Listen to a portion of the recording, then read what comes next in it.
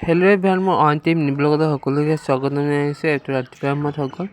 ৰাতিপুৱা মানে চাহকাপ খাব গৈছোঁ, যিহেতু গা পা ধুই মেলি। ৰাতিপুৱা চাহকাপ খালি নাই বাৰু? ৰাতিপুৱা মই চাহকাপ খাইছোঁ ধুনীয়াকৈ।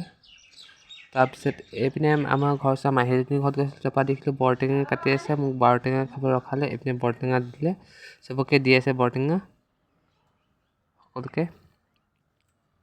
এইপিনে মোক দিলে বৰটেঙা, খাওঁ আৰু বৰটেঙা দেই। এই বৰটেঙা মই খাব লৈছোঁ, খাবলৈ বৰ ভাল দিলে বৰটেঙাটো।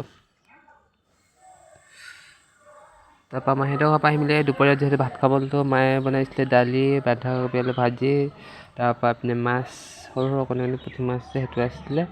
এতিয়া দুপৰীয়া যিহেতু ভাত সাজ খাওঁ আৰু মাছ, পুঠি মাছ ভাত সাজ খাই লওঁ। তাৰপৰা আকৌ গধূলি মই মাহীহঁতৰ ঘৰলৈ গৈছিলোঁ। মাহীয়ে মোক চাহ খাব ৰখাইছিলে। এইপিনে বৌয়ে গিলাচ পিঠা বনাব লৈছিলে, অকণমান দেখাইছোঁ আপোনাক ভিডিঅ' কৰি। এইপিনে কুকাৰত দি দিলে, এইপিনে পিঠা হৈ গ'ল। তাৰপৰা মোক গাখীৰ চাহ পিঠা দিলে, চাহ খালোঁ মই।